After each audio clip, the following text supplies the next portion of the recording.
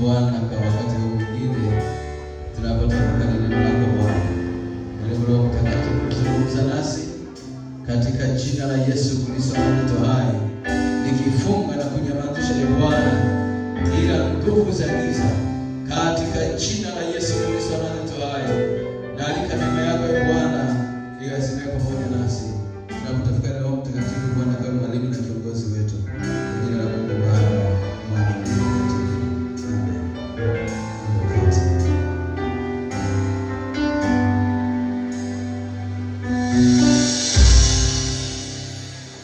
Bwana Yesu asifiwe. Bwana Yesu asifiwe. Nataka nizungumze na wewe juu ya faida ya kujenga nyumba ya Bwana. Faida ya kujenga nyumba ya Bwana. Faida ya kujenga nyumba ya Bwana. Au faida ya kumtumikia Mungu katika kazi yake. Biblia inasema katika Mithali 14:23 kwamba katika kila kazi mna faida.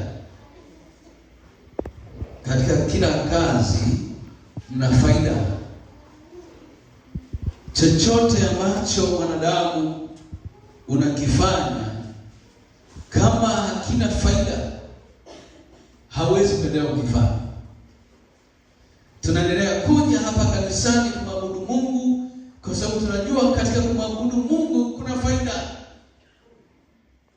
Bwana Yesu asifiwe. Tunapozungumza juu ya kujitoa katika kufanya kazi ya Bwana, kuna faida kubwa sana.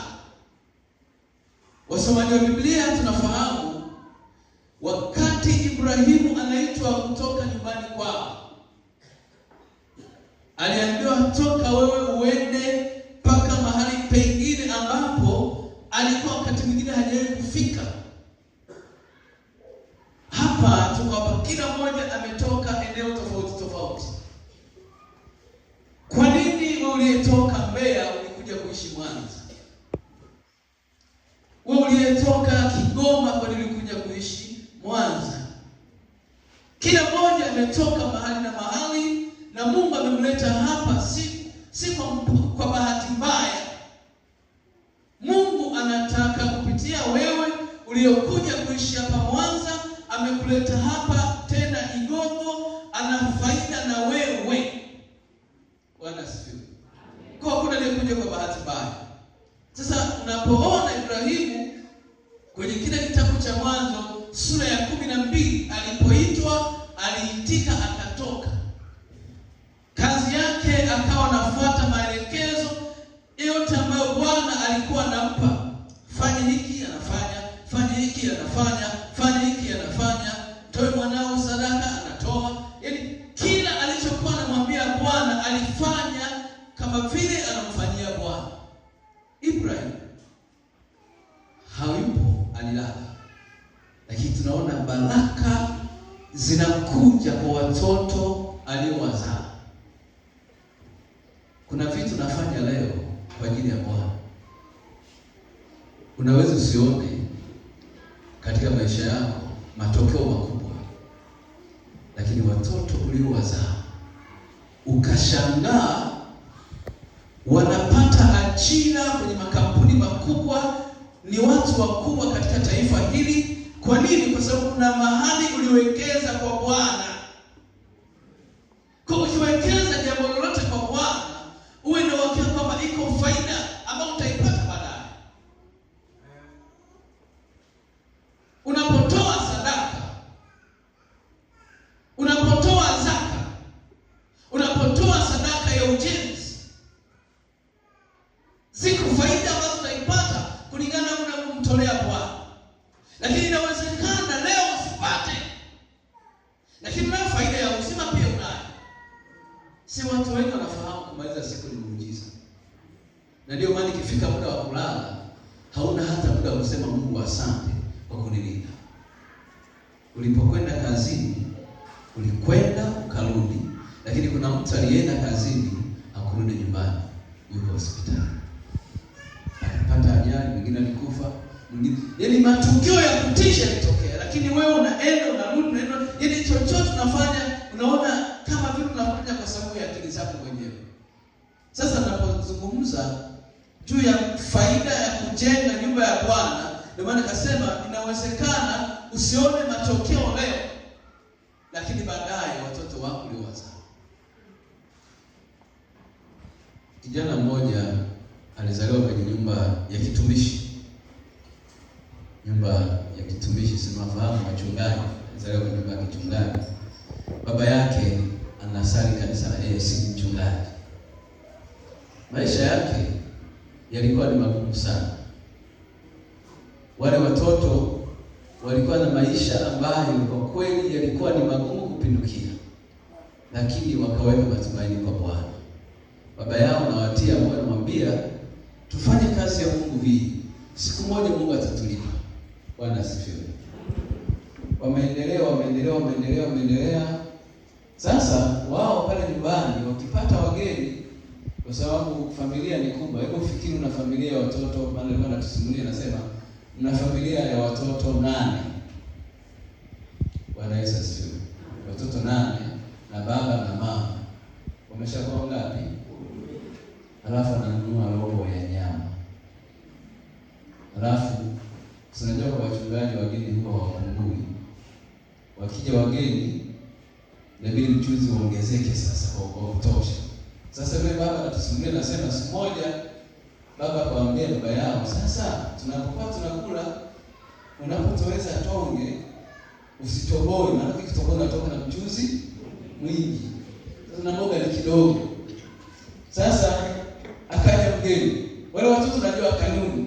Sasa alipokuja mgeni anakula na wale watoto na baba, sasa yule mgeni yeye sasa hajui kanuni ya pale nyumbani. Akawa anatoboa. Mtoto kama angalia wa kwanza anatoboa. Wa pili anaona anatoboa. Sasa ikabidi apige kelele, mzee akamshika. Baba, nini? Anatoboa. Sasa mgeni hajui anatoboa nini. Baba akanyamaza, na kuna wakati unaweza kaambiwa jambo na mtoto anakula pale. Baba kanyamaza. Sasa wameendelea mtoto mwingine, sasa baba anatoboa. Sasa baba zao akamshika, sasa toboa na wewe. Maisha yakawa magumu. Sasa nataka nikwambie sasa. Baba yule kalala. Watoto wake wakaendelea kusoma kwenye shule za kuungaunga, maisha kuungaunga wakasoma. Lakini tunapozungumza leo, wakati wa uongozi wa hayati Magufuli, yule bwana akachaguliwa kama mwanasheria mkuu wa serikali. Sasa alichokifanya, akakumbuka baba alipokuwa anamsimulia, ukienda pale Malia kuna ghorofa hili moja, nadhani ghorofa 3,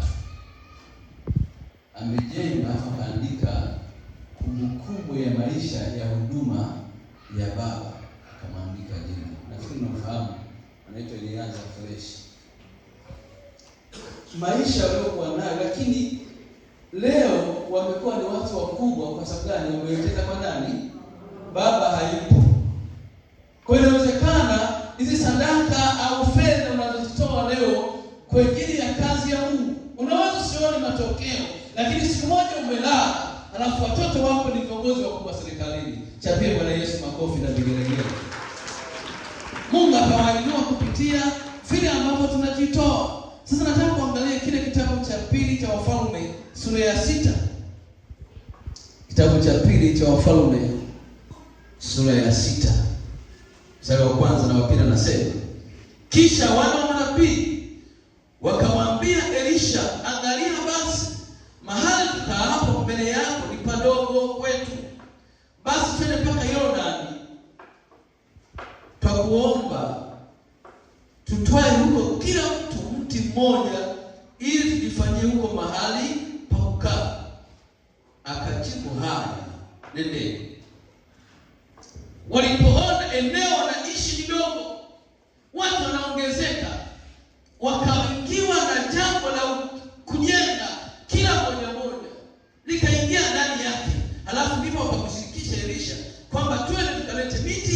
tujenge nyumba. Sasa nataka kuangalia kitabu kile cha Hagai, ione faida iliyopo katika kumjengea nyumba Bwana. Hagai sura ya kwanza. Hagai sura ya kwanza anasema hivi. Hagai 1. Anza kusoma mstari wa 2.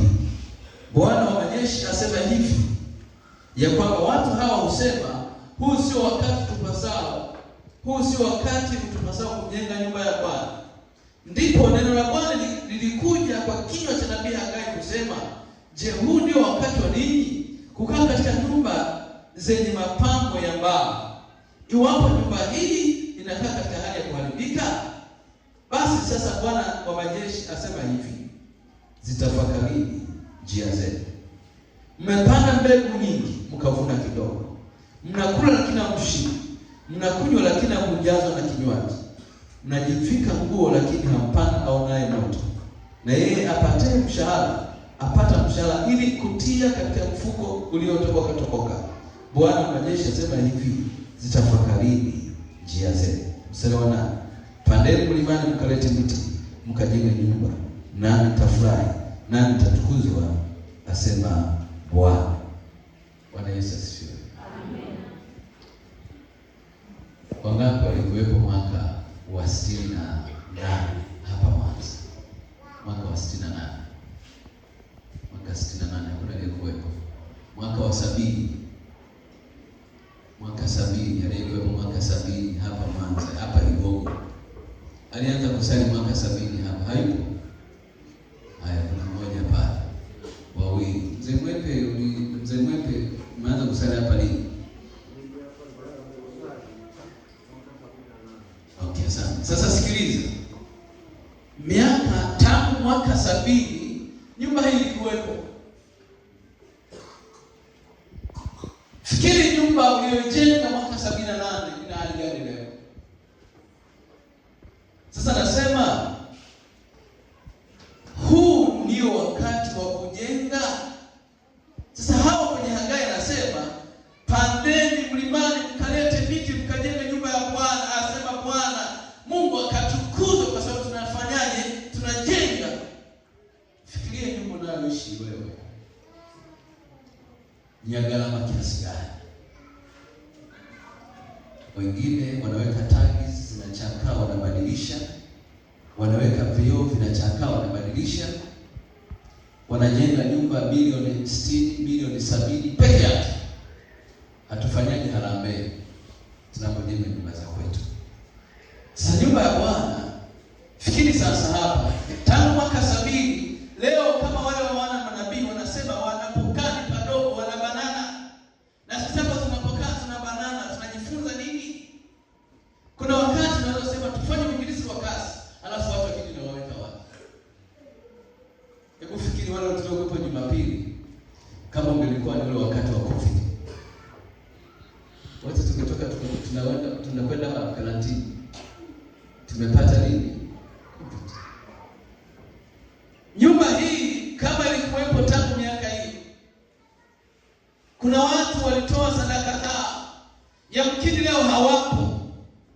Nyumba hii ambayo inaenda kujengwa, mimi na wewe ni lazima tuwekeze kwa Bwana, ili tuseme tuweke alama kwa Mungu.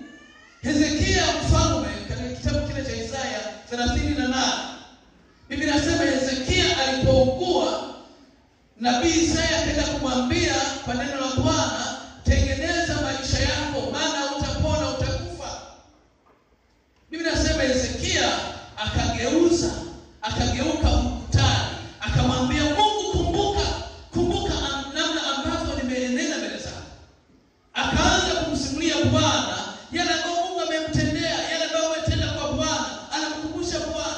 Unaposoma Biblia anaposema nikumbushe na tuojiane, eleza mambo yako upate kupewa haki yako. Una nini cha kukumbusha Bwana? Fikiria ikitokea siku tunakwenda mbinguni, alafu tukaambiwa sadaka ambazo mlikuwa mnazitoa kanisani kwenu, sadaka hizo mnazitoa kwenye ibada, ni matumizi yako huko mbinguni. Siku hiyo kuna mtu atakuwa maomba tangu siku hiyo.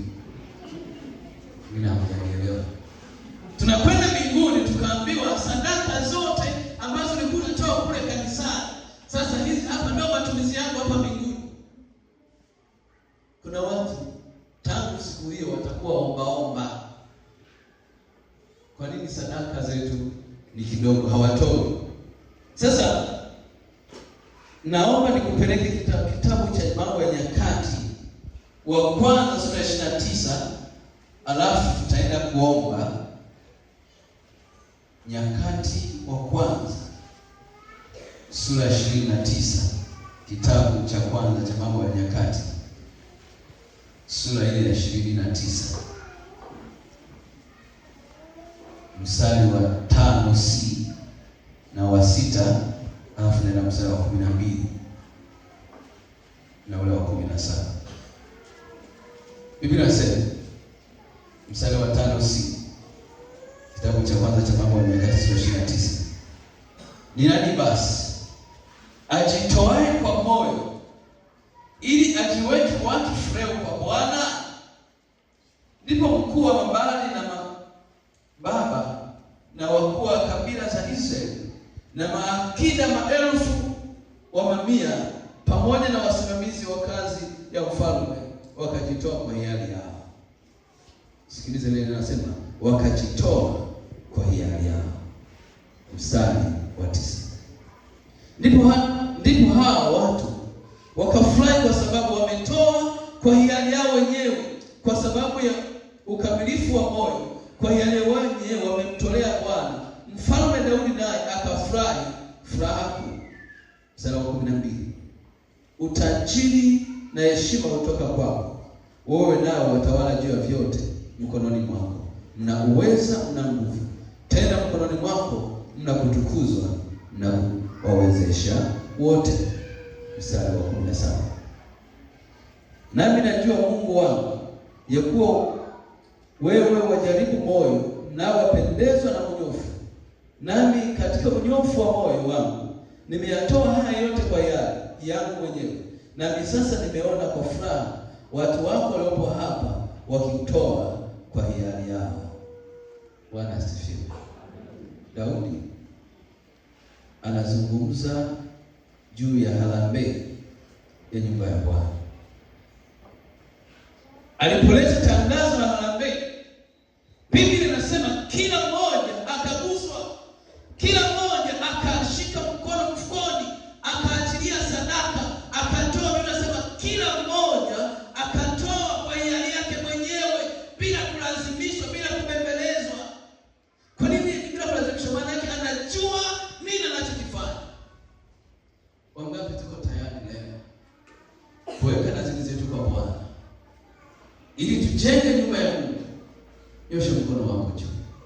Wangapi tuko tayari leo kuweka nazili zetu kwa Bwana ili tujenge nyumba ya Bwana? Asante. Wengine hawajanielewa, naomba shusha. Leo nasoma, nasema kila mmoja anasema kwa hiari yake mwenyewe akajitoa kwa Bwana. Sadaka unayoitoa leo kwa ajili ya kujenga nyumba ya Bwana ikafanyike kama mbegu kwenye maisha yako, ikafanyike kama mbegu kwenye kazi ya kwako, ikafanyike kama mbegu kwa watoto wako. Chochote unachokifanya siku ya leo, mwambie Bwana, ninatoa kama mbegu. Najua kuna siku nitakufa, lakini hii mbegu baki nazaa matunda. Pigie Yesu makofi na vigelegele. Anasema hivi, ndipo watu wako mbali na mababa, wako na makabila na maakida maelfu na mamia pamoja na wasimamizi wa kazi ya mfalme wakajitoa kwa hiari yao. Bwana Yesu asifiwe.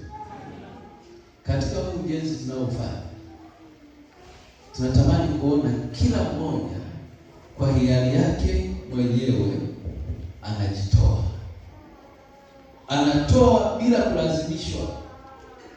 Anasema tutavuna tusipozimia nini? Roho. Kila mmoja tamani ya kwamba aweke alama kwenye jengo hili, aweke alama kwenye kazi hii ya Mungu inayoenda kufanyika. Siku moja utakuwa haupo, lakini baraka zitakuja kwa watoto. Saa nyingine unaweza ukatoa leo, baraka ukazipata, maana Mungu mwenyewe anajua.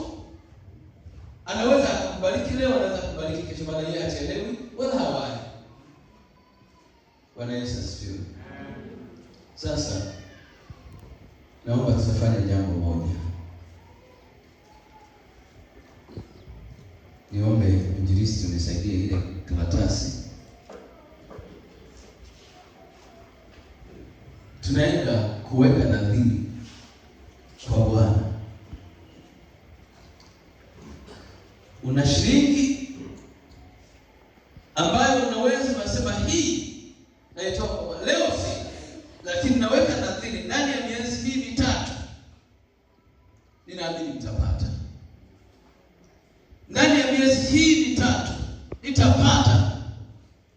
Na hapa ninapozungumza tayari tuna mtaji watu ambao tumezungumza nao wakawa tayari kwa ajili ya kufanya kazi yao. Pigie makofi kwa Yesu. Nami natamani hawa watu hawajashawishiwa na mtu, lakini wametutia moyo, wakasema inawezekana. Inawezekana. Milioni 27 kwa kuzitamka sio fedha nyingi.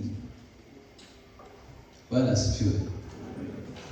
Fikiri tulikwenda kwa mtu mmoja, nasema nilikuwa nauguza mtoto ndani ya huu muda ambao nimemuuguza, hata mwaka hujaisha nimeshatumia milioni 10. Kuna watu wako hapo Bugando wanapumua kutumia mashine. Kila mtungi mmoja thamani yake ni kubwa sana anapomaliza. Sasa fikiri mwezi mzima anapumulia mtungi, anatumia shilingi ngapi? Wewe mwezi mzima unapumua au utumii mtungi?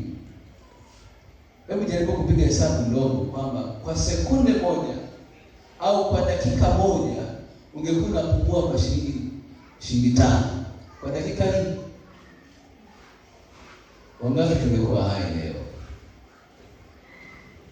Bwana Yesu asifiwe.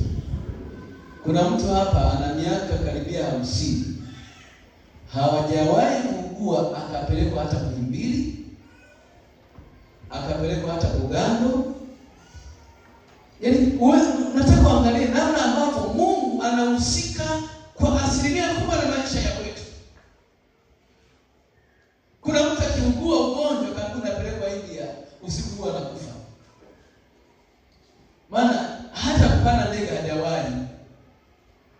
Sasa tawezaje kupanda ndege? Bwana Yesu asifiwe. Kwa tunaugua, yaani kuna wakati unapata hata homa, halafu homa inaondoka yenyewe. Hujameza hata Panadol wala homa inaondoka yenyewe. Sio kazi nyepesi. Kuna kitu Mungu anafanya kwenye maisha yetu. Na kama tukijua kuna kitu Mungu anafanya kwenye maisha yetu, lazima tuwete shukrani kwa Bwana. Ndio maana nilikuwa nikisema waliponywa 10, akarudi mtu mmoja, wale 9 wako wapi? Mungu alikusaidia ulipotaka kujenga nyumba yako. Mungu alikusaidia ulipotaka kufungua biashara zako. Mungu alikusaidia. Yaani kuna mambo mengi Mungu ametutendea. Bwana Yesu asifiwe.